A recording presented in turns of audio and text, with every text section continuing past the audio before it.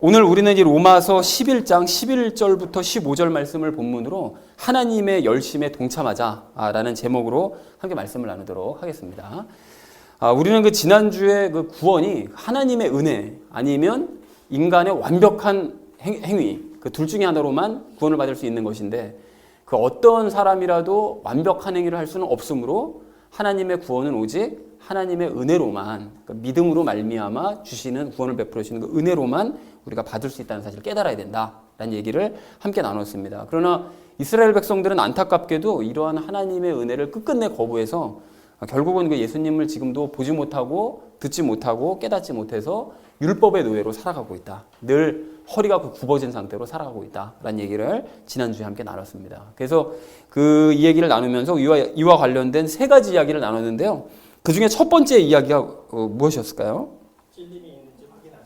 그렇습니다. 찔림이 있는지 확인하자고 그랬습니다. 우리 유대인들은 자기 자신이 잘못해도 잘못한 것을 모르고 무엇을 잘못하고 있는지 전혀 알지 못하는 그런 상태에 있다고 그랬습니다. 그런데 이와 마찬가지로 우상을 섬기는 사람들은 찔림이 없고 반대로 우상을 섬기지 않고 하나님을 잘 섬기려고 하는 사람들은 도리어 찔림이 있다는 그런 역설이 존재한다고 말씀을 드렸습니다. 그리고 행위도 마찬가지라고 그랬죠. 행위도 하나님 앞에 행위를 잘하는 사람들은 잘한다는 생각을 하지 못하는데 전혀 잘하지 못하는 사람들은 자기가 하나님 앞에서 아주 잘하고 있다고 생각한다고 말씀을 드렸었죠. 그래서 그에 대한 예로서 바리새인과 그 세리의 기도에 대해서 말씀을 드렸었고요. 그리고 양과 염소도 마찬가지라고 말씀을 드렸었고요.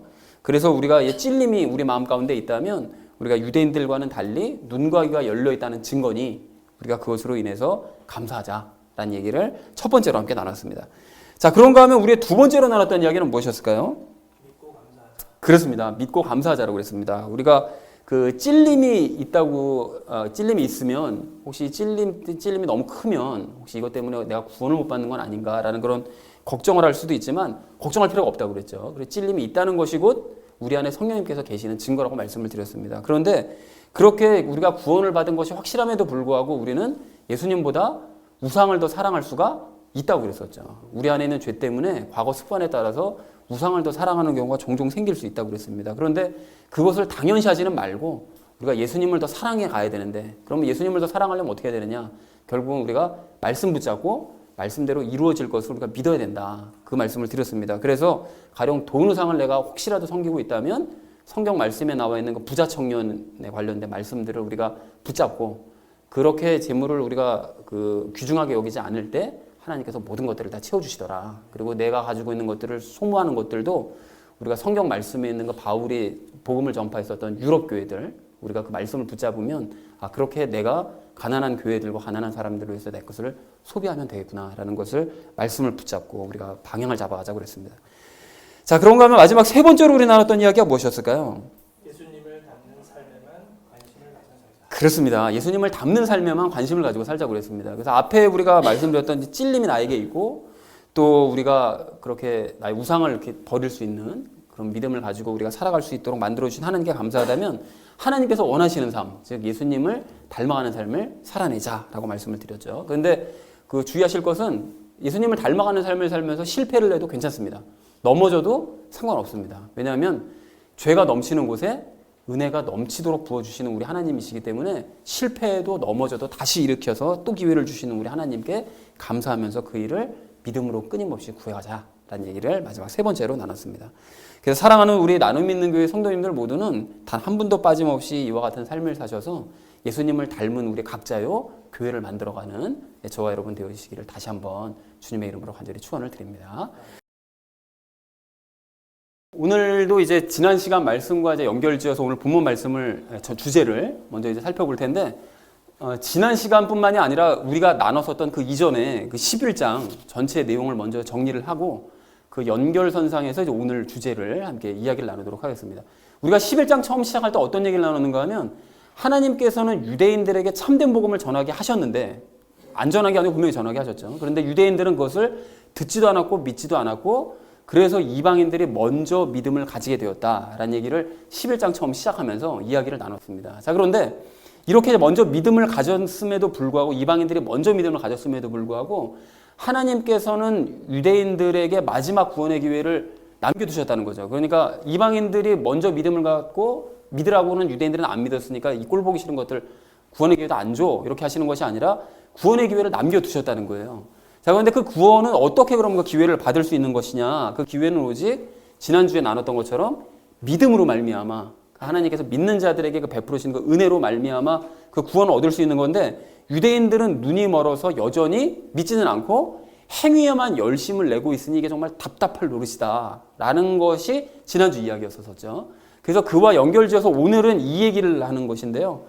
화면이 잘 보일지 모르겠습니다. 그래서 하나님께서는 이미 믿은 그 이방인들을 통해 유대인들을 거꾸로 구원하려고 하신다. 그러니까 전에도 안 듣고 말해도 안 듣고 어떤 방법을 써도 안 믿고 결국 하니까 이제 이방인들이 먼저 믿은 이방인들을 이용해서 거꾸로 유대인들을 구원하려고 하시는 계획을 세우셨다라는 것이 이제 오늘 우리가 함께 나눌 그 이야기 주제입니다. 자, 그래서 이것을 이제 아시는 상태로 오늘 본문 말씀 이제 그 각절을 함께 살펴볼 텐데요. 11절 말씀을 먼저 우리 함께 읽도록 하겠습니다. 시작. 그러므로 내가 말하노니 그들이 실족함으로 넘어지게 되었느냐? 결코 그럴 수 없느니라. 오히려 그들의 넘어짐을 통해 구원이 이방인들에게 이르렀으니 이것은 그들이 질투하게 하려 함이니라. 라고 되어 있는데 이것도 본문이 너무 길어서 이제 절반으로 나눠서 이제 상반절, 하반절로 나눠서 볼 텐데요. 먼저 이거 실족함이라는 단어가 나옵니다. 근데 여러분 이게 실족이라는 단어가 그 복음서를 보시면 굉장히 자주 나오거든요. 그 가장 대표적인 게 어떤 거죠? 어린아이로 하여금 실족하게 하는 자들은 목에 연자맷돌을 달아서 바다에 빠뜨리는 게 낫다. 이런 말씀 하시잖아요. 근데 그 복음서에서 말씀하시는 그 실족함과는 여기서 의미가 좀 다릅니다. 그러니까 영어 단어도 틀리고요. 그러니까 실족함이라는 이 복음서에서 말씀하시는 실족함은 죄를 짓게 한다라는 그런 의미를 가지고 있습니다.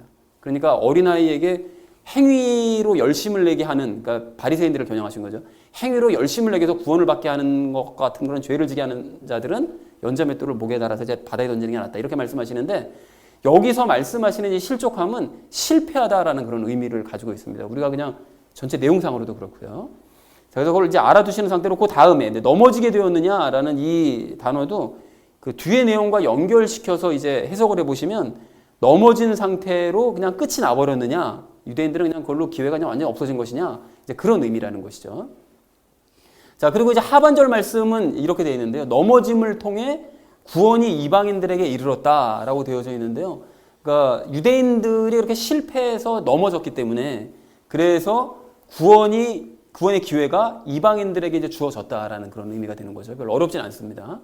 자, 그리고 이것은 이라고 되는데 여기서 이것은 무엇일까요?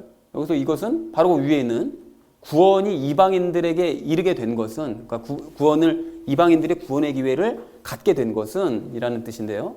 그 다음에 질투하게 하려 함이니라라는 것은 이방인들이 구원을 받는 것을 본 그 유대인들이 그 질투하게 하려는 것이다. 그러니까 이방인들이 구원받는 것이 막 셈이 나서 그걸 보고 하나님의 사랑을 받는 것을 보고 그들이 질투나는 그런 마음을 갖게 하려는 것이다. 이런 뜻인데요. 그 예를 들자면 우리 집 나간 둘째 아들 비유, 그걸 보면 집 나갔던 둘째 아들이 돌아왔었을 때 그 둘째 아들이 아버지의 사랑을 많이 받잖아요. 그렇게 됐을 때 첫째 아들이 그 둘째 아들을 보고 막 질투를 합니다. 그래서 나에게는 염소 새끼 한 마리도 안 주시더니 저렇게 잔치 베풀으시면 어떡하냐 막 질투하는. 그러니까 그렇게 유대인들이 구원받은 이방인들이 복받는 것을 보면서 질투하게 하려고 하신다는 그런 의미라는 것이죠. 자, 그런데 그렇기 때문에 이렇게 넘어진 상태로 유대인들은 이제 끝나는 것이 아니라 그리고 질투하는 마음에서라도 다시 하나님의 사랑을 받아보고자 하려는 그런 마음 때문에 구원의 기회를 다시 한번 얻게 될 수 있다라는 것이 이제 11절의 내용입니다. 자, 그래서 전체 의미를 이렇게 정리해 볼 수가 있는데요. 유대인들은 넘어진 것으로 끝났느냐, 구원의 기회가 끝나버렸느냐, 절대 그렇지 않다. 오히려 그들의 넘어짐 때문에 구원의 기회는 일단 이방인들에게 넘어왔는데, 주어졌는데, 거꾸로 이제 이방인들에게 구원을 받았기 때문에 그것 때문에 질투하는 유대인들에게 구원의 기회는 다시 한번 주어지게 되었다. 그러니까 구원받는 이방인들을 보면서 그들이 우리도 하나님 앞에 이렇게 사랑을 받고 싶다라는 그 마음 때문에 구원의 기회가 다시 한번 주어질 수 있다라고 말씀을 하시더라는 것입니다. 그러니까 참 이게 오묘하죠. 처음에 유대인들에게 복음을 전파해서 유대인들을 통해 이방인들에게 복음을 전하시라고 하셨는데 그게 안 되니까 이방인들에게 먼저 전하게 하시고 거꾸로 이제 이방인들을 통해서 유대인들에게 복음을 전하게 하시는 이런 일을 하나님께서 계획하셨다라는 것입니다. 자, 그래서 이어진 12절 말씀을 우리 좀 함께 읽어보실까요? 시작. 이제 그들의 넘어짐이 세상의 부요함이 되며 그들의 쇠퇴함이 이방인들의 부요함이 되거든 하물며 그들의 충만함은 얼마나 더 많이 부요함이 되겠느냐라고 말씀하시는데, 여기서 세상의 부요함이라는 것은 이겁니다. 세상에 복음이 전파됨으로써 영적으로 부유해졌다는 거죠. 영적으로. 근데 영적으로 부유해진다는 게 무슨 뜻이냐? 이것은 제가 이따가 적용하면서 말씀을 자세하게 설명드리도록 하겠습니다. 그리고 이방인들의 부유함도 마찬가지인데요. 이방인들이 영적으로 부유해지고 또 영적으로 부유해지는 사람들이 많아진다라는 것이죠. 그러니까 영적, 양적으로 부유해진다라는 것입니다. 그러니까 유대인들이 그 실패해서 세상에 복음이 전해져서 세상이 영적으로 부유해지고, 또 유대인들이 쇠퇴해서 그래서 이방인들이 영적, 양적으로 부유해지게 되었다, 이런 뜻이 되는 거죠. 그리고 그들의 충만함은 뭘까요? 여기서 당연히 얘기하는 그들은 유대인들을 얘기합니다. 그러니까 유대인들이, 구원받은 유대인들이 이제 많아지게 되면, 그들의 많아지는 것은 얼마나 더 많이 부요함이 되겠느냐라는 것은, 그 유대인들이 구원을 받아서 함께 복음을 전파를 하기 시작하면 세상과 이방인들이 얼마나 더 많이 영적으로 더 풍성해지겠느냐, 이런 뜻인 거죠. 그러니까 바울 자신도 사실은 예수님을 안 믿다가 그렇게 구원받아서 진정한 이제 그리스도인이 되고 나니까 복음을 전파하는 것이 굉장히 영향력이 컸었잖아요. 그러니까 유대인들도 그렇게 안 믿던 유대인들이 구원받아서 함께 복음을 전하기 시작하면 세상과 이방은 더 풍성해지게 될 것이다 라고 바울이 이제 얘기를 하더라는 것입니다. 그러니까 그렇게 유대인들의 구원에 대해 관심을 좀 가져달라, 결국 이 얘기인 거죠. 자, 그래서 전체 의미를 정리해보면 이렇게 될 수 있습니다. 유대인들이 넘어짐으로 세상이 영적으로 부유해지고 이방인들이 영적, 양적으로 부유해졌다면, 하물며 유대인들이 구원을 받아서 함께 복음을 전할 때는 얼마나 더 많이 세상이 부유해질 수 있겠느냐. 그러니까 유대인들이 구원을 받기를 우리가 함께 좀 바라야 된다라는 것을 이제 호소하고 있습니다. 자, 그래서 이어진 13절 말씀을 좀 우리 함께 읽겠습니다. 시작. 내가 이방인들인 너희에게 말하노라. 내가 이방인들의 사도인 만큼 내 직무를 존귀히 여기는, 이렇게 말씀하는데요. 여기 그 바울이 갑자기 자기가 지금 맡고 있는 이 이방인들에게 복음 전하는 사역에 대해서 뜬금없이 갑자기 얘기를 하거든요. 그러니까 내 직무를 존귀히 여긴다는 것은 당연히 이방인들에게 복음 전하는 사역을 정말 나는 굉장히 귀하게 여기고 있다라는 얘기잖아요.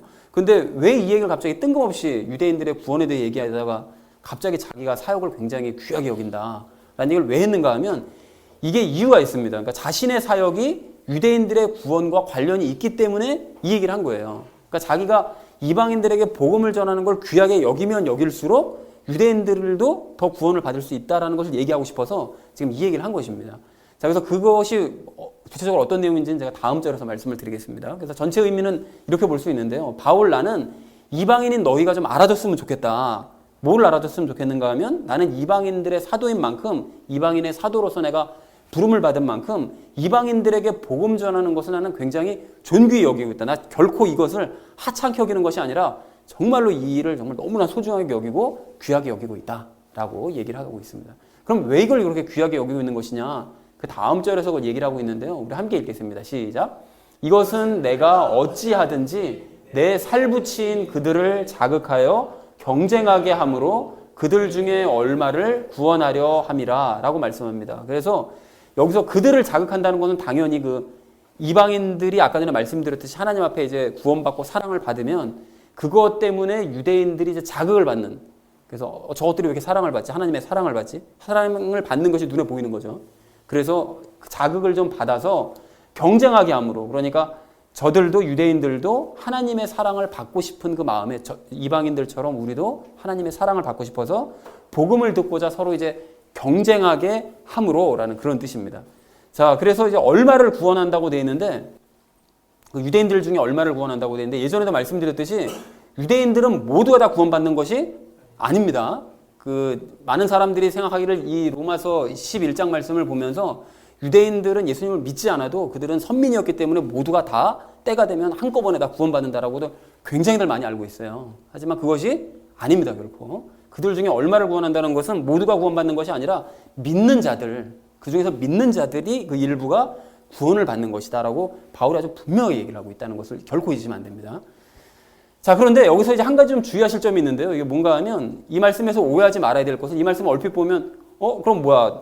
아까 전에 그 얘기했던 것처럼 혹시 바울이 복음을 이방인들에게 전하는 것은 결국은 자기 동족인 유대인들을 구원하기 위해서 이방인들에게 그럼 복음 전한다는 뜻이야? 이렇게 오해를 할까봐 바울이 이 얘기를 한 거죠. 그래서 앞에 그 13절에서도 내가 이 이방인의 직무를 정말 소중하게 여긴다라고 얘기한 것이 바로 그 의미입니다. 뭔 소린가 하면 바울은 유대인들을 구원하기 위한 목적으로 이방인들에게 덤으로 내가 지금 복음을 너에게는 그냥 흘리듯이 주듯이 부스러기 주듯이 내가 복음 전하는 이런 뜻이 결코 아니라 난 그걸 정말 소중하게 여기고 있다라고 얘기했을 때에는 이방인들에게 열심으로 복음을 전하면 그 유대인들이 그런 자극을 받아서 그들 중에 얼마를 덤으로 구원할 수 있다는 그런 뜻이라는 거예요.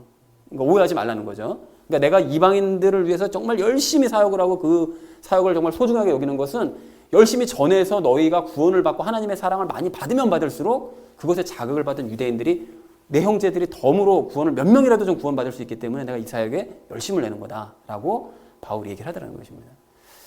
자, 그래서 전체 의미를 정리하면 이렇게 할 수가 있는데요. 내가 이방인들에게 복음 전하는 사역을 더욱 열심히 감당을 하고 있는 것은 그렇게 할 때 유대인들을 자극하여 그들 중 몇 명이라도 내가 구원할 수 있기 때문에 난 이 사역에 더 열심을 내고 지금 목을 메고 있다라고 얘기하고 있는 것이죠. 자, 그래서 마지막 15절 말씀을 이렇게 우리 함께 좀 읽어보도록 하겠습니다. 시작. 그들을 버리는 것이 세상을 화해시키는 것이 되거든 그들을 받아들이는 것이 죽은 자들로부터 살아나는 것이 아니면 무엇이리요? 라고 말씀을 하세요. 근데 여기 버리는 것이라는 것은 이제 유대인들을 버린다고 말씀하시는데 몇 번을 말씀드렸지만 하나님께서는 유대인들을 완전히 버리셨다는 것이 아니었죠. 완전히 뭐 구원의 기회조차 가질 수 없도록 다 버리셨다는 뜻이 아니라 선민으로서의 자격을 박탈하셨다고 말씀을 드렸었죠. 먼저 번에 그림 가지고 설명했던 거 기억나시죠?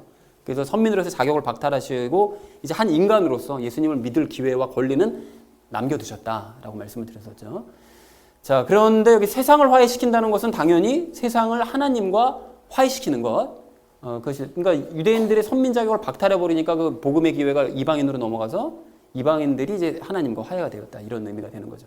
자, 그리고 그들을 받아들인다는 것은 여기서 이제 유대인들, 믿는 유대인들, 모든 유대인들이 아닌 믿는 유대인들을 이제 하나님의 자녀로 받아들이는 것, 이제 그걸 말씀하고 있습니다. 그리고 마지막으로 죽은 자들로부터 살아나는 것이 아니면 무엇이리요라고 되어 있는데 가능성이 없었던 그 유대인들이 구원을 받는다면 이제까지 하나님 앞에 그렇게 불순종해서 정말 가능성이라는 건 요만큼도 없었던 보였던 유대인들이 이렇게라도 구원을 받는다면 죽은 자가 살아나는 것 같은 기쁜 일이 아니겠냐 이거라는 거예요. 근데 이 말씀이 아까 전에도 말씀드렸던 것처럼 집 나간 둘째 아들을 보면 그렇잖아요. 집 나간 그 둘째 아들이 사실은 가능성이 전혀 없던 애였잖아요.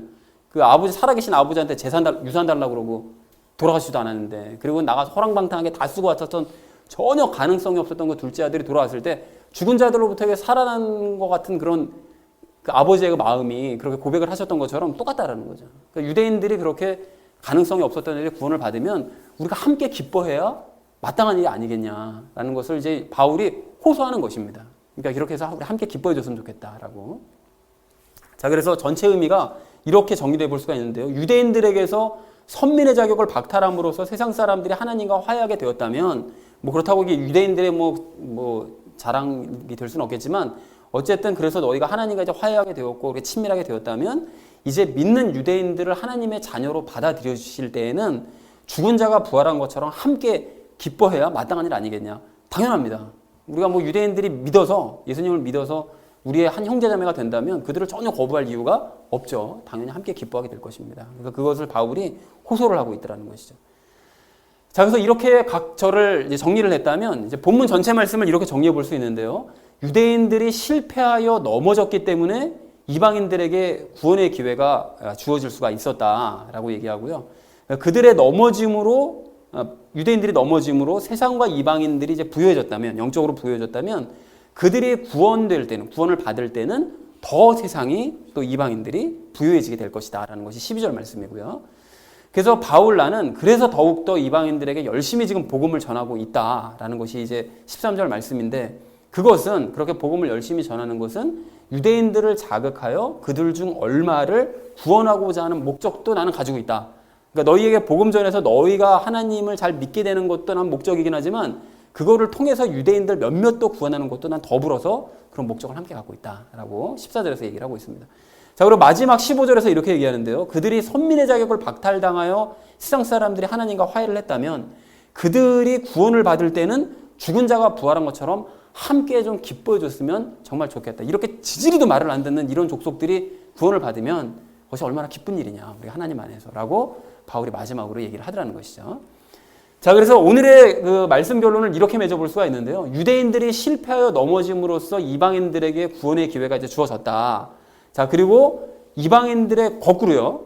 이방인들의 그런 구원을 통해서 이제 거꾸로 유대인들에게 구원의 기회가 주어진다는 거예요. 처음에는 그들이 말을 안 들어서 우리에게 구원의 기회가 줘서 우리가 구원을 먼저 받고, 그래서 우리가 구원 받은 것 때문에 거꾸로 이제 다시 유대인들이 우리를 통해서 구원의 기회를 이제 받게 되었다라고 말씀하시는데요. 그렇다면 그 기회를 붙잡아서 하나님의 자녀가 되는 유대인들이 있거든, 그들을 위해 우리가 함께 축하하면서 기뻐해 줬으면 좋겠다라는 것이 오늘 본문 말씀 전체의 내용입니다. 그래서 이것이 이제 정리가 되셨다면 오늘 나머지 말씀을 적용하면서 말씀 나누도록 그렇게 하겠습니다.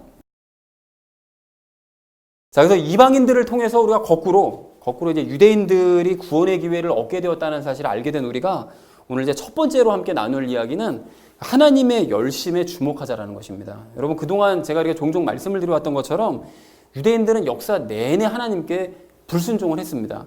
그래서 심지어 하나님께서 당신의 아들 그 예수 그리스도를 이제 보내주셨을 때에도 유대인들은 그 하나님의 아들을 거부하면서 죽여버리고야 말더라는 거예요. 그러니까 이렇게 불순종을 하다가 아주 극치를 달린 이런 유대인들이 그 하나님께서 그들을 모두를 이제 버리셨다 할지라도 그들은 할 말이 없어요. 그동안 계속 불순종을 해왔기 때문에. 그런데 그럼에도 불구하고 우리 하나님께서는 그러한 유대인들에게 선민이라는 자격만을 그냥 박탈하시고, 그리고 그들이 예수님을 믿고 구원받을 수 있도록 끝까지 기회를 주시더라는 것이죠. 그래서 오늘 바울이 11절과 14절 말씀에서 고백하는 것처럼 유대인들이 질투하고 경쟁하는 그런 마음을 품게 해서라도 그들을 구원하시기 위해서 모든 노력을 다 하시더라는 것입니다. 그러니까 우리 하나님께서는 그들을 그냥 버려두지 않으시고 한번 기회 줬으니까 끝났어 이게 아니라 계속 그동안 기회를 주셨음에도 거부하는 그들에게 마지막으로 기회를 주시는 이런 모습을 보여주시더라는 것이죠. 근데 이런 모습을 볼 때 우리가 우리 하나님은 너무 유대인들을 이렇게 좀 편애하시는 건 아닌가? 라는 생각을 하실지도 모르겠는데요. 근데 우리 하나님께서는 편애하시는 분이 아니라 그렇게 하시는 이유가 있어요. 왜 그렇게 하시는 건가 하면 아브라함과의 약속 때문에 그렇습니다. 여러분, 아브라함과의 약속 기억하시나요? 과거에 그 아브라함과 하나님께서 1대1로 서로 이제 언약을 맺으실 때 동물들 그 쪼갠 고기 이렇게 가운데 벌려놓으시고 그 사이를 불로 지나가셨다는 얘기 기억하시죠? 그렇게 하셨을 때는 그 후손들이 정말 말을 안 듣더라도 하나님께서 일방적으로 이 몸이 쪼개지는 그런 그 책임을 다 당하시겠다라고 이제 하셨던 그 약속 때문에 우리 하나님께서 이렇게 유대인들에게 기회를 주시는 것이고요. 그리고 또한 하나님의 성품 자체도 그러십니다. 그래서 우리 하나님께서 한번 기회를 주시면 끝낼 듯 끝내지 않으시고 끊임없이 계속 기회를 주시는 분이시라는 거예요. 그래서 가령 요즘 우리가 그 종종 이게 나누고 있는 사울의 경우만 봐도 그런데요. 그 하나님께서는 그 사울을 왕으로 세우신 이후에도 영적으로 둔감한 그 사울을 위해서 그 대언회라는 그 체험을 하게 해주십니다. 영적 체험을 하게 만들어 주시고요. 그리고 소심한 그 사울에게 용기를 주시기 위해서 전쟁에서 암몬과의 전쟁에서 승리할 수 있도록 기회를 주시더라는 거죠. 그래서 용기를 얻을 수 있도록 자신감을 얻을 수 있도록 하시더라는 것입니다. 그런데 그러한 경험을 한 사울이 도리어 이게 교만해져가지고 사무엘 대신 막 제사를 드려버리기도 하고 또 언약궤를 막 이용해 먹으려고 하고 막 이렇게 하니까 하나님께서는 그런 사울을 패해버리신 것이 아니라 요나단을 통해서 이길 수 없는 전쟁을, 도저히 이길 가망성이 없는 전쟁을 이기게 하셔서 사울에게 또 한 번 하나님의 능력을 바라볼 수 있도록 기회를 주시더라는 거예요. 근데 사울이 정신을 차리지 못하죠. 계속해서 기회를 주시는데요. 그러니까 하나님께서는 이번에 기회를 요청하지도 않은 그 사울에게 그 아말렉 족속을 물리치라는 그 미션을 주십니다. 그래서 기회를 또 한 번 순종할 기회를 주시죠. 근데 사울이 그 기회마저 이제 보기 좋게 걷어차버리니까 하나님께서는 이제 사울을 버리겠다고 말씀을 하셨어요. 그 사무엘을 통해서 공식 통보를 하셨습니다. 그런데 그 이후로도 하나님께서 그러면 뭐 사울을 버리겠다고 그러셨으니까 죽여버리셔도 되는데 죽이시거나 왕위를 폐위하시거나 이렇게 하지 않으시고 그냥 사울이 심지어는 죄 없는 다윗을 죽이려고 계속해서 쫓아다님에도 불구하고 도리어 사울에게 이제 성령님을 임하게 하시고 그 대언을 하게 하셔서 그가 과거에 내가 과거에 그런 영적 체험을 했었지 라는 것을 기억해서 하나님 앞에 돌이킬 수 있도록 또다시 기회를 주시더라는 거예요. 그러니까 끊임없이 기회를 주시는 거예요. 그리고 그 이후로도 다윗을 통해서 2번이나 경고하시면서 다윗이 왜 2번이나 그 사울이 죽일 수 있는 기회가 있었잖아요. 근데 그 두 번의 그 죽음의 위기에서 건져주심으로 말미암아 하나님께서 여전히 사울의 삶 가운데 함께 계신다라는 사실을 보여주시고 돌이킬 수 있는 기회를 또 주시더라는 것입니다. 그럼에도 불구하고 사울은 끝끝내 돌이키지를 않더라는 거예요. 그러니까 이렇게 우리 하나님께서는 기회를 한번 주기 시작하시면 그 사람에게 끊임없이 정말 지겨울 정도로 계속해서 기회를 주시는 분이시라는 거죠. 그리고 이건 사울에게만 적용된 이야기가 아니라 왕이 될 다윗에게도 마찬가지였는데요. 다윗이 이제 사울 대신 기름 부음을 받는데 기름 부음을 받고 나서 이제 왕이 돼야 되잖아요. 근데 왕이 되려면 많은 사람들에게 이제 알려져야 되는데 그 알려질 기회를 언제 주셨는가 하면 골리앗을 쓰러뜨릴 때 그 기회를 주십니다. 그래서 골리앗을 쓰러뜨렸을 때 많은 사람들이 온 백성들에게 인지도가 갑자기 확 올라가게 만드는 그런 기회를 주시더라는 거죠. 그리고 그 이후로 이스라엘 군대의 장관이 되어서 백성들을 다스릴 기회를 얻어요. 그러니까 이전에는 양들을 돌보는 그런 직업에서 이제는 백성들을 돌보는 직업을 갖게 되더라는 것입니다. 그렇게 하면서 또 백성들에게 인정을 받습니다. 그러니까 백성들을 다스려도 된다라는 그런 인정을 이제 받게 되더라는 것이죠. 그런데 다윗은 그 이후로도 이제 사울에게 영문도 모르는 채 계속 쫓겨다녔는데요. 이제 그럴 때마다 다윗이 한계 상황에 부딪히면서 계속해서 하나님을 의지할 수밖에 없었고, 그래서 하나님께서 가라 그러시면 가고 오라 그러면 오는 그런 연습을 계속해서 할 수밖에 없더라는 거예요. 그러니까 그런 과정들을 겪은 그 기회를 받은 이 다윗이 온전히 하나님만을 의지하는 사람으로 점차 변화되어져 가더라는 것입니다. 그래서 이 다윗이 그렇게 하나님께서 끊임없이 주시는 기회를 통해서 훌륭한 왕이 될 수 있는 이제 기반을 마련을 하게 되었고, 이후에 왕이 된 이후에는 단 한 번의 실수를 제외하고서는 교만해지지 않고 온전히 하나님만 의지하는 그런 왕으로 굳건히 서게 되더라는 것이죠. 자, 그렇다면 하나님께서는 이렇게 사울이나 뭐 다윗, 뭐 유대인들, 뭐 이런 사람들 애들에게만 끊임없는 기회를 주시냐? 전혀 그렇지 않고요. 하나님께서는 이 자리에 함께 모여있는 우리 각자에게도 끊임없는 기회를 이미 주셨습니다. 여러분, 언제 우리가 기회를 받았죠? 우리가 특히 구원을 받았을 때를 생각을 해보면 그것을 분명하게 알 수가 있는데요. 과거 우리의 모습을 생각해보면 하나님께서는 전도하는 사람들을 통해서, 또 친구들을 통해서, 또 어떤 사건을 통해서 예수님을 믿도록 우리에게 계속 기회를 주셨습니다. 근데 그때마다 사실은 우리가 계속 기회를 거부를 해왔었죠. 근데 그럼에도 불구하고 우리 하나님께서는 그런 우리를 포기하지 않으시고 우리에게 계속해서 구원의 기회를 부어주셨습니다. 그래서 우리가 결국 교회에 나오게 된 거예요. 근데 교회에 나왔지만 교회 다닌 이후로도 하나님을 그냥 머리로 알기만 하고 실제로 믿지는 않았었기 때문에, 우리가 그런 시절들을 겪어왔었기 때문에 바르게 믿을 수 있도록, 바른 복음을 받아들일 수 있도록 계속해서 그렇게 기회를 주셨다는 것이죠. 그래서 우리가 그 기회를 얼마나 주셨는지는 사실 알 수도 없어요. 우리가 아는 것만 몇 가지 알 뿐이지 사실 우리가 모르는 곳에서는 더 많이 셀 수 없이 많은 기회를 주셨었겠죠. 그래서 그 많은 기회들 중에 하나를 붙잡았던 우리가 이 자리에 이렇게 모여 있는 것이고, 그래서 구원을 확신하면서 이렇게 하나님께 감사 영광을 돌리고 있는 줄로 이렇게 믿습니다. 자, 그리고 하나님께서는 이제 그렇게 구원받은 우리를 그냥 내버려 두지 않으시고 어떻게 하시죠? 예수님을 닮은 사람으로 만드시려고 또다시 끊임없는 기회를 우리에게 지금 주고 계시는 중이라는 거죠. 그래서 말씀을 통해서, 예배를 통해서, 또 서로의 대화를 통해서, 또 환경을 통해서 예수님을 닮아갈 수 있도록 우리에게 순간순간 기회들을 부어주신다는 것입니다. 그런데 그 중에서 특히 우리 하나님께서는 환경을 통해서 우리에게 이제 많은 기회들을 주시는데요. 다윗에게 그러셨던 것처럼 하나님께서는 우리에게 여러 가지 환경적인 어려움들을 우리에게 주십니다. 근데 그렇게 환경적인 어려움을 주시는 것이 뭐 우리를 괴롭히시려고 그렇게 하시는 것이 아니라, 우리가 그런 환경적인 어려움들을 겪으면서 온전히 하나님만 의지하는 예수님 닮은 사람으로 만들어 가시기 위해서 그렇게 하신다는 거예요. 그래서 여러분, 환경적인 어려움들을 겪으면 점점 겪어갈수록, 많이 겪으면 겪을수록 하나님만 의지하게 되고 하나님만 신뢰하게 될 수밖에 없게 되거든요. 근데 그렇게 되면 그 자체가 예수님을 닮은 모습이라는 거죠. 우리 예수님께서는 당신을 의지하신 것이 아니라 당신 안에 계시는 성부 하나님만 의지하셨잖아요. 그러니까 우리를 그런 모습으로 만들어 가신다는 거예요. 자, 그러므로 우리가 알아야 될 굉장히 중요한 사실 뭐냐면, 환경적인 어려움들을 여러분 겪고 계시고 또 겪고 계신다. 이놈의 환경적인 어려움은 도대체 없어지지 않고 내 삶 가운데 왜 이렇게 발목을 잡고 늘어지나?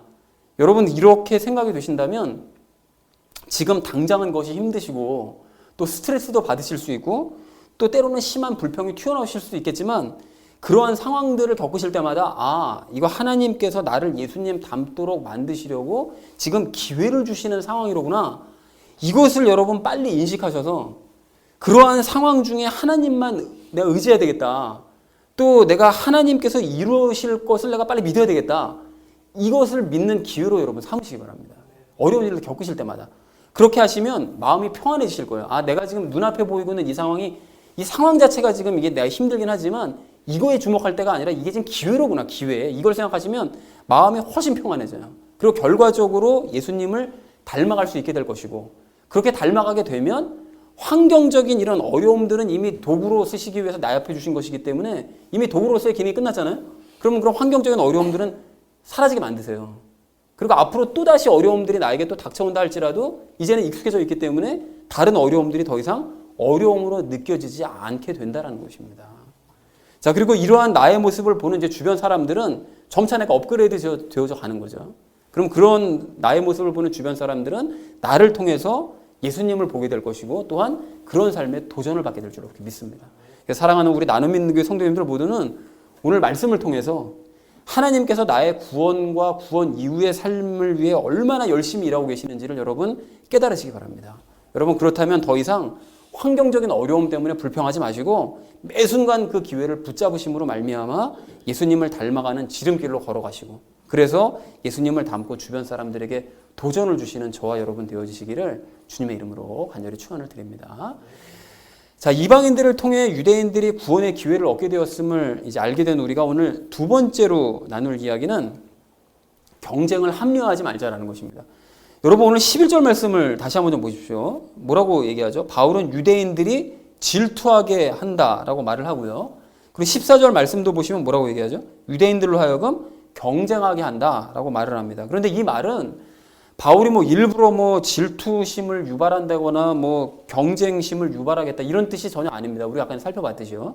그러니까 도리어 유대인들이 어떤 심보를 갖고 있는가 하면 평상시 하나님 안 믿다가 이방인들이 잘 되면 그런 이방인들을 보면서 질투하는 마음을 갖고 경쟁하는 마음을 그들이 갖기 때문에 그런 아주 좀 괴팍한 그런 족속이기 때문에 그러한 질투심과 경쟁심을 이용해서라도 그들을 구원하는 방법으로 삼겠다라는 이제 그런 뜻이라는 거예요. 그러니까 너무나 당연하게도 바울은 질투심이나 경쟁심 그 자체를 긍정적으로 말한 것이 아니다라는 것을 우리가 분명하게 알아야 된다는 것입니다. 자, 그런데 많은 그리스도인들이 이제 이러한 구절을 또 이와 비슷한 이런 구절들이요. 질투심이나 경쟁 이런 그런 것들을 비슷한 구절들을 자의적으로 해석을 해서 경쟁과 질투를 당연시하거나 합리화하는 경우가 참 많습니다. 그래서 가령 예를 들어서 야곱이 형 에서를 막 질투하잖아요. 그 간발의 차이로 지가 먼저 난 건데 그런 형한테 모든 장자권이 넘어가가지고 아버지 재산도 상속받고 이런 게 너무 질투가 나는 거예요.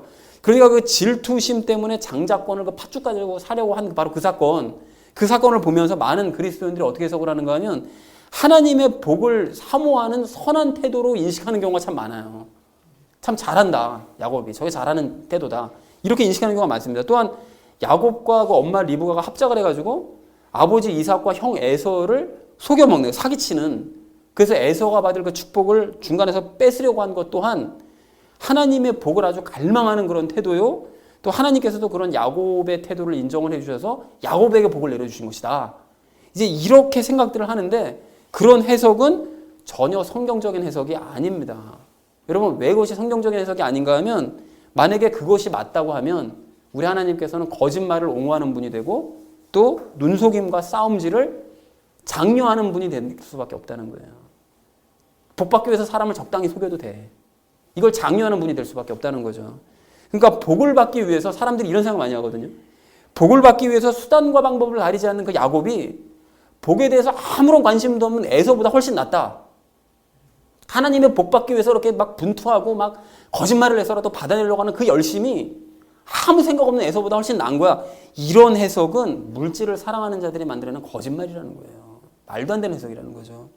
그래서 우리가 과거 성경 공부를 할 때 나눴던 것처럼 야곱의 이러한 행동들은 모두가 다 잘못된 것들이었던 거예요, 사실은. 그리고 많은 사람들이 복받았다고 생각하는 야곱의 그 삶도 사실은 저주받은 삶이었습니다. 그래서 하나님께서 어떻게 하시는 거죠? 야곱을 일평생 동안 뺑뺑이 돌리시잖아요. 일평생 고난의 환경 가운데 계속 밀어 넣으시는 거예요. 또 그런 태도, 그런 생각 안 버리면 일평생 개고생이다. 계속 밀어 넣으시는 거죠. 그래서 야곱이 결국 손에 가지고 있던 모든 것들을 다 잃어버리잖아요. 그리고 결국 마침내 요셉과 그 사랑하던 마지막으로 손에 쥐고 있던 요셉과 베냐민마저 다 잃게 만들어 버리시더라는 거죠. 그러니까 경쟁과 질투심의 마음을 다 버리게 만드시더라는 거예요. 그리고 나서야 야곱이 비로 정신을 차리니까 그제서야 하나님께서 야곱 만나주시더라는 것입니다. 진짜로 만나주시더라는 거죠. 야곱뿐만이 아니라 여러분 제가 종종 말씀드리는 12제자들도 이게 마찬가지 아닙니까? 제자들도 항상 싸웠던 게 뭐 때문에 싸우죠? 누가 더 크냐?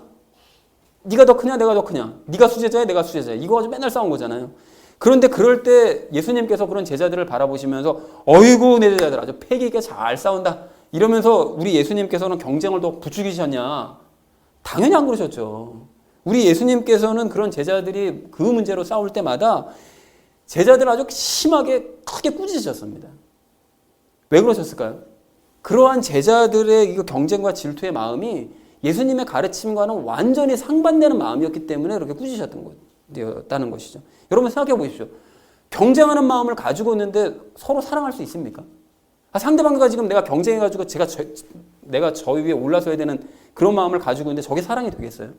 그리고 저 사람을 향한 질투의 마음을 가지고 있는데 그 사람이 나에게 잘못해서 용서를 구할 때 용서가 되겠어요? 그게? 안 된단 말이죠. 그러니까 경쟁과 질투심은 성경적인 가르침, 예수님의 가르침과는 완전히 배치되는 버려야 될 마음이라는 것을 우리가 분명하게 알아야 된다는 것입니다. 그럼에도 불구하고 이 땅의 이 교회들은, 많은 교회들이 이러한 예수님의 가르침과는 완전히 반대로 가고 있는데요. 도리어 이 목사들이 나서서 경쟁을 부추기고 있습니다. 우리 예수님께서는 분명히 경쟁하지 말라고 꾸중하셨는데 경쟁할 때 어이구 잘한다 막 부추기는 게 이게 목사들이 하는 짓이라는 거예요. 그래서 대표적인 예로 어떤 일을 합니까? 어느 교회가 예배당 더 크게 건축하냐? 어느 교회의 교인 수가 더 많으냐? 누가 더 11조 더 많이 하냐? 어느 구역에서 더 많이 전도했느냐? 어느 선교회가 성경을 가장 많이 읽었느냐? 이걸 아예 주보에 실어버려요. 다 볼 수 있게. 그래가지고 노골적으로 경쟁을 붙이더라는 것입니다. 그러니 여러분 생각해 보십시오. 일주일 동안 성도들이 직장에서, 학교에서, 사회에서 정말 피 터지게 경쟁하느라고 지쳐있는 사람들 아니에요? 얼마나 경쟁에 내몰립니까? 학교에서 특히 애들 보면 쟤 누르지 않으면 내가 1등 못하는 거 아니에요? 직장에서 쟤 누르지 못하면 내가 진급 못하는 거 아닙니까? 세상 나가서도 얼마나 경쟁에 내몰려가지고 피곤한 삶을 살고 지치고 힘든 삶을 사는데 교회에 와서조차 세상의 가르침과 똑같이 저 옆에 구역과 저 성도와 서로 경쟁해서 그 성도를 발로 밟고 눌러서 이기라고 배우니 그렇게 이겨서 헌금 더 많이 하고 이겨서 성경 더 많이 읽고 이겨서 건축 더 많이 하고 이렇게 배우니 그런 교회에서 무슨 안식을 누릴 수 있겠느냐는 거예요. 6일 동안도 세상 나가서 그렇게 경쟁을 하다가 일주일에 한 번 교회 왔는데 거기서도 경쟁을 하라고 배우니 이게 무슨 안식을 누릴 수 있겠냐는 것입니다. 그리고 특히 학생들이 이런 잘못된 가르침을 받아들이게 된다면 예수님의 마음은 어떠하실 것이며 장차 이 나라의 교회는 도대체 어디로 가겠느냐는 거예요. 사람들이 걸핏하면 뭐 그런 얘기 많이 하잖아요. 이게 나라냐? 뭐 살다가 이게 뭐 불공평한 그런 경쟁 체제나 뭐 이런 거 보면 이게 나라냐 뭐 이렇게 불평들 하곤 하는데 이 말이 정말로 필요한 것은 교회입니다, 사실. 이게 서로 경쟁이나 부추기는 이런 게 교회냐? 이게 하나님의 나라냐? 이게 그리스도인들이 반발할 수 있어야 된다는 거죠. 이 자리에 계신 우리 성도님들이야 뭐 당연히 공감하시겠지만 교회에서는 경쟁 금지, 질투 금지입니다. 우리 그리스도인들은 상대를 이기려고 노력해야 될 사람들이 아니라 도리어 나를 죽이고 상대를 세워주어야 될 사람들이 되어야 된다는 거예요. 너무나 당연한 이 가르침이 완전히 묻혀버리고 있는 이 시대에 우리가 살고 있다는 거죠. 그리스도인으로서는 이게 너무나 당연한 가르침 아닙니까? 그래서 오늘 여러분 15절 말씀도 한번 보십시오. 이 바울은 유대인들 중에 몇몇이 구원받으면 그들을 위해 좀 함께 기뻐해 줬으면 좋겠다라고 얘기를 해요. 그러니까 유대인들을 뭐 경쟁 상대나 질투의 상대로 여길 것이 아니라 그들이 잘못했을지라도 일단 그들이 예수님을 믿고 교회로 오게 되면 그러면 하나님의 자녀요, 형제 자매로서 받아들여줬으면 좋겠다라고 경쟁을 완전히 무시해버리는 그런 얘기를 하더라는 거죠. 당연한 얘기입니다. 참된 믿음을 가진 사람이라면 당연히 이런 마음을 갖게 될 줄로 그렇게 믿습니다. 사랑하는 우리 나눔 있는 교회 성도님들 모두는 성경의 가르침을 왜곡해서 경쟁과 질투를 당연시하는 이 시대 교회의 가르침을 단호하게 거부하는 성도님들 되시기를 바랍니다. 여러분 대신 자신을 낮추고 상대를 높이면서 서로 섬기셔서 성경적인 교회, 아름다운 교회를 만들어가는 저와 여러분 되어주시기를 주님의 이름으로 간절히 축원을 드립니다. 자, 이방인들을 통해 유대인들이 구원의 기회를 얻게 되었음을 알게 된 우리가 오늘 마지막 세 번째로 함께 나눌 이야기는 하나님의 계획에 동참하자라는 것입니다. 여러분, 오늘 바울은 그 넘어진 유대인들이 넘어진 것으로 끝나지 않고 도리어 이방인들 때문에 구원의 기회를 받게 되었다라고 얘기를 하잖아요. 그래서 13절, 14절에서 바울이 그 이방인들에게 복음을 전하는 일에 난 더욱 열심을 낸다. 그렇게 해서 유대인들 중에서 단 몇 명만이라도 난 건지고 싶다라는 걸 열심을 내더라는 것이죠. 그런데 이렇게 이제 바울이 유대인들 몇 명만이라도 건지고 싶어 했던 것처럼 우리도 유대인들과 다를 바 없는 이 시대의 그 그리스도인들, 그 항상 말씀드리는 그 유독교인들 있잖아요. 교회는 다니지만 유대인들과 전혀 다를 바 없는, 예수님을 사실 믿지 않는 이제 그런 사람들을 그 바울처럼 몇몇이라도 좀 건지려는 그런 열심을 우리가 좀 가질 필요가 있습니다. 그래서 우리가 그런 의미에서 14절 말씀을 여러분 잘 생각해 보실 필요가 있는데요. 여러분, 유대인들이 왜 자극받고 왜 경쟁하는 마음을 갖는 것인가 하면 복음을 전달받은 그 이방인들이 하나님께 사랑받고 하나님의 능력을 체험하는 것을 볼 때 그것이 질투하는 마음이 생기고 경쟁하는 마음이 생기는 거예요, 그들에게. 그러니까 거꾸로 그걸 얘기하면 이방인들이 그만큼 하나님의 사랑을 받는 것이 너무 눈에 뚜렷해 보이고 하나님의 능력을 체험하는 것이 너무 눈에 뚜렷하게 보이기 때문에 그들이 경쟁하는 마음을 갖고 또 질투하는 마음을 갖게 되더라는 것입니다. 그러니까 마찬가지라는 거죠.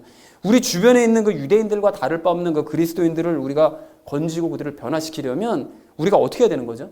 그들이 받지 못하는, 받고 싶어도 도저히 받지 못하는 하나님의 사랑을 충만히 받는 모습을 보여줘야 되는 거예요. 그리고 또 그들이 체험하지 못하는 하나님의 능력을 체험하는 모습을 그들에게 보여주어야 된다는 거죠. 그런 것들이 전혀 능력도 보여주지 않고 뭐 우리가 하나님의 사랑받는 모습도 보여주지 못한다면 그들이 우리를 질투할 리가 없고 경쟁하는 마음을 가질 리가 없는 거죠. 그렇게 된다는 것입니다. 그러니까 그들이 우리를 보고 자극을 받아서 질투하고 경쟁하는 마음을 품을 정도로 우리가 그러한 삶을 살아야 된다는 것입니다. 자, 그렇다면 어떻게 해야 그런 하나님의 사랑을 받고 하나님의 능력을 체험하는 삶을 보여줄 수 있겠느냐.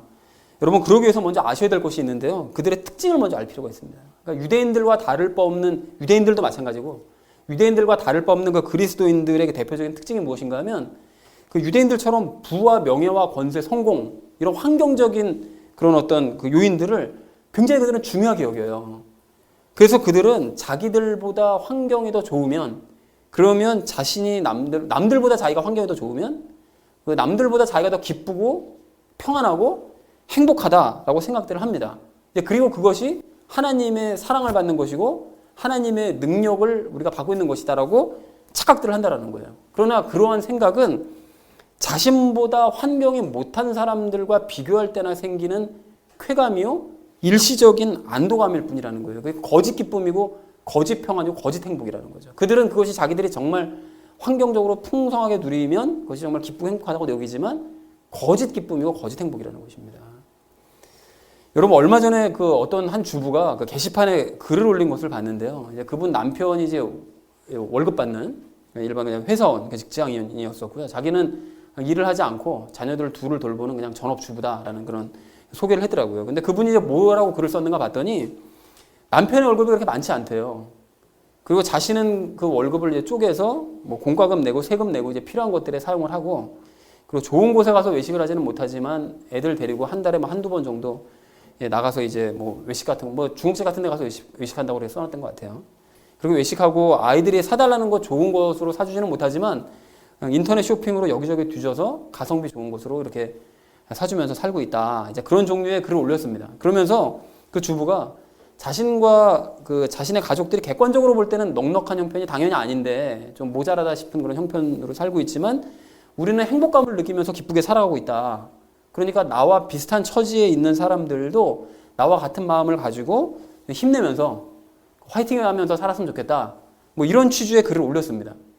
그래서 아, 그렇구나. 그냥 그렇게 보고 이제 넘어가려고 그랬는데 그 아래쪽에 댓글들을 보니까 그냥 기가 막힌 게 많았는데요. 뭐라고 댓글들이 있는가 봤더니 어렸을 때는 이런 류의 글을 읽으면 약간의 감동도 받고 나도 더 열심히 살아야지 이제 이런 마음도 들었지만 이제는 저런 구질구질한 삶을 살지 않기 위해서라도 내 돈을 더 많이 벌어야 되겠다. 뭐 이런 다짐하는 글들이 있었고요. 또 어떤 사람은 좀 심하긴 했는데 애들 킹크랩이나 먹어봤냐? 최고 등급 한우 살치살 같은 거나 좀 먹여봤어? 뭔 거지 같은 삶을 살면서 행복이라고 자랑질을 해놨어. 막 이런 글도 있더라는 거예요. 근데 이제 놀랍게도 글들이 대체로 그와 비슷한 글들이 많았어요. 그러니까 뭐 구질구질한 삶을 살면서 그것이 무슨 자랑이냐 뭐 이런 내용의 글들이 많더라는 것입니다. 그런데 어떤 한 사람이 이런 댓글들에 대해서 자기의 생각을 이제 정리한 글을 이렇게 올렸는데요. 그 글을 처음에 썼던 그 주부는 그 재물의 많고 적은 거 상관없이 그냥 자신이 기쁨과 행복 가운데 살고 있다는 그런 내용의 글을 적은 건데, 그래서 그런 비슷한 처지에 있는 사람들과 함께 화이팅하자라고 그냥 그런 내용을 적은 건데, 댓글 단 분들은 도대체 왜 자기 생각을 절대시하면서 재물이 없으면 또 좋은 걸 먹어보지 못했으면 좋은 곳에서 살아보지 못했으면 그냥 막연히 상대방이 그냥 불행할 것이고 기쁘지 않을 것이라고 이렇게 단정을 하냐. 그럼 너희는 그런 거 먹어봐서 또 그런 거 살아봐서 지금 기쁘고 행복해? 이렇게 글을 쓰면서 책망을 했더라고요. 아주 통쾌하더라고요. 그러니까 아주 공감이 많이 됐는데요. 그러니까 사람이 기쁨과 평안과 행복을 누리는 것은 많은 재물이 있어야 뭐 좋은 걸 먹어봐야 뭐 좋은 곳에서 살아봐야 생기는 게 아닌데 그거 다 알고 있잖아요, 우리가. 그럼 재벌들은 뭐 항상 기쁘고 항상 진짜 성경적으로 항상 기쁘고 항상 감사하고 그러냐? 아니잖아요. 그들도 불행해서 막 자살하고 막 이러잖아요.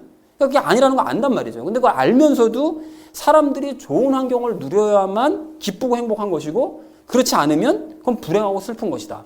그냥 이런 공식을 아예 머릿속에 가지고 산다는 것입니다. 그러니까 그렇게 환경이 기쁨과 행복을 좌우할 것이라고 생각하는 사람들은 자기보다 못한 사람들을 만날 때는 잠깐 기쁘고 행복할 수 있어요. 내가 저 인간보다는 내 기쁘고 행복하다. 그래서 잠시 그런 거짓 기쁨과 거짓 행복을 누릴지는 몰라도 문제가 뭐죠? 자기보다 더 좋은 환경에서 살고 더 좋은 조건을 가진 사람들을 만나면 자기가 가지고 있는 기쁨과 행복은 한순간에 와르르 무너지는 거죠. 그러니까 더 슬퍼질 수밖에 없다는 거예요. 더 불행해질 수밖에 없다는 거예요. 그러니까 심지어 무기력감도 느끼고 우울감에 빠지기도 한다는 것이죠. 그러니까 이런 사람들은 진짜 기쁨과 진짜 행복과 진짜 평안이 무엇인지를 모르는 사람들이라는 거예요. 그러니까 앞에서 얘기했던 그 주부가 사실은 가난한 환경 중에서도 진짜 기쁨과 행복을 누리고 있는 사람이 맞다라는 것이죠.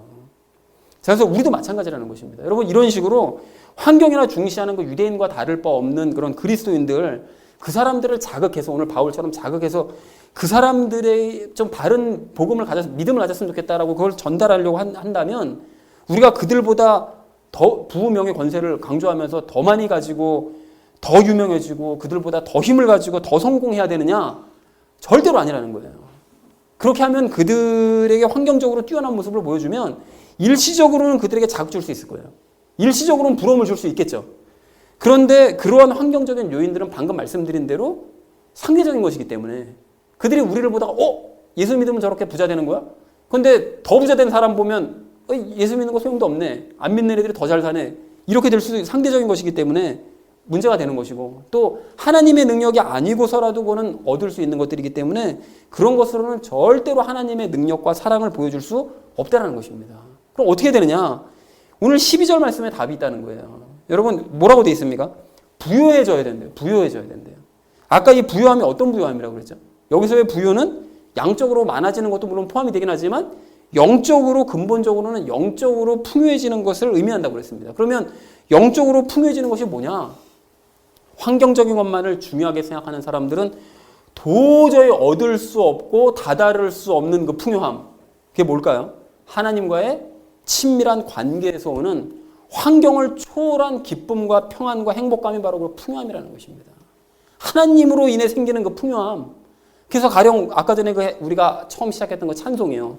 허물 많은 베드로를 용서하시고 의심 많은 도마에게 확신 주시고 사랑하는 제자를 가슴에 안으시고 실망하여 엠마오로 돌아가는 제자들과 동행해 주셨던 2000년 전에 바로 그 예수님이 오늘을 살아가는 바로 허물 많은 나, 의심 많은 나, 늘 용서해 주시고 확신 주시고 품에 안아 주시고 그렇게 늘 내 곁에서 동행해 주심으로 말미암아 풍랑이는 내 삶을 험한 풍파가 잦은 내 환경을 잔잔케 해주심으로써 환경과 상관없이 늘 기쁨과 평안과 행복을 누리게 하시는 그 풍요한 삶을 보여주고 전달을 해야 된다는 거죠. 이게 진짜 기쁨이고 행복이라는 거예요. 그러니까 우리가 이렇게 환경이 아닌 하나님의 능력으로 환경을 초월한 기쁨과 평안과 행복감을 누리면서 살아가게 되면 진짜 기쁨과 진짜 행복을 누리며 살아가면 유대인들과 다를 바 없는 그런 기독교인들이 우리를 보면서 처음에는 무시할 수 있겠죠. 뭐 가진 것도 개뿔도 없으면서 뭘 기쁘다고 그래도 거짓말이지. 이렇게 무시할 수도 있겠지만 어려운 환경 가운데서도 늘 흔들림 없이 기쁨과 평안과 행복을 누리는 그런 모습을 계속해서 그들이 보게 된다면 그들이 자극을 받게 되고 우리의 삶을 부러워하면서 예수님을 바르게 믿는 자리로 나올 수 있게 될 줄로 그렇게 믿습니다. 경쟁심에서라도 그렇게 될 수 있다는 거죠. 그러나 이런 삶을 우리가 보여주고 들려줘도 뭐 전혀 질투하지 않고 뭐 자극도 안 받고 도리어 막 조롱하고 계속 비웃고 이러면 어떻게 하느냐. 뭐 신경 쓸 거 없습니다. 그런 삶은 내버려 두시면 돼요. 내버려 두시면 끝까지 이렇게 무시하고 하나님도 거부하다가 그들이 그냥 하나님 그냥 심판을 받고 말겠죠. 그러니까 우리가 해야 될 일이라는 것은 예수님과 함께 환경을 초월해서 기쁨과 평안과 행복감을 누리는 삶을 살아가고 그 삶을 자연스럽게 보여주시면 됩니다. 그렇게 되면 때가 될 때 하나님께서 그들의 눈을 여셔서 우리의 삶을 보게 하실 줄로 이렇게 믿습니다. 사랑하는 우리 나눔 믿는 교회 성도님들 모두는 유대인들과 다를 바 없는 그리스도인들을 건지려고 하시는 그 하나님의 열심에 여러분 동참하시기 바랍니다. 바울이 그렇게 했던 것처럼 우리도 그렇게 하기 원합니다. 그래서 그들에게 환경을 초월하는 하나님의 사랑과 능력을 보여주심으로써 그들도 참 기쁨과 평안과 행복을 누리게 하시고 그래서 예수님을 바르게 믿는 길로 나오게 하시는 저와 여러분 되어주시기를 주님의 이름으로 간절히 축원을 드립니다. 자, 이제 말씀을 정리합니다. 넘어진 그 유대인들 때문에 우리가 예수님을 믿게 되었고 역설적으로 우리 때문에 다시 이제 유대인들이 이제 구원의 기회를 얻게 되었는데요. 이제 이러한 사실을 알게 된 우리가 오늘 세 가지 이야기 함께 나눴거든요. 하나님께서는 우리에게 끊임없이 기회를 베풀어 주시는, 멈추지 않고 기회를 주시는 참 좋으신 분임을 알자라고 그랬고요. 또한 본문의 경쟁과 질투라는 말씀을 왜곡을 해가지고 뭐 경쟁과 질투해도 된다, 이거 합리화해서는 안 되고 도리어 우리는 근절해야 된다라는 사실을 우리가 얘기 나눴고요. 그리고 우리 주변의 유대인들과 다를 바 없는 그 그리스도인들이 질투하고 경쟁하는 그런 마음이 들 정도로 우리는 하나님의 사랑을 받고 그 능력을 체험하는 삶을 살아가자. 그리고 그것은 구체적으로 환경을 초월하는 기쁨과 평안과 행복을 누리는 삶이다라는 얘기를 함께 나눴습니다. 그래서 사랑하는 우리 나눔 있는 교회 성도님들 모두가 이러한 삶을 우리 모두가 사심으로써 우리 주변에 잘못된 믿음을 가지고 있는 많은 그리스도인들을 바른 길로 인도하시는 저와 여러분 되어주시기를 주님의 이름으로 간절히 축원을 드립니다. 우리 함께 기도하겠습니다.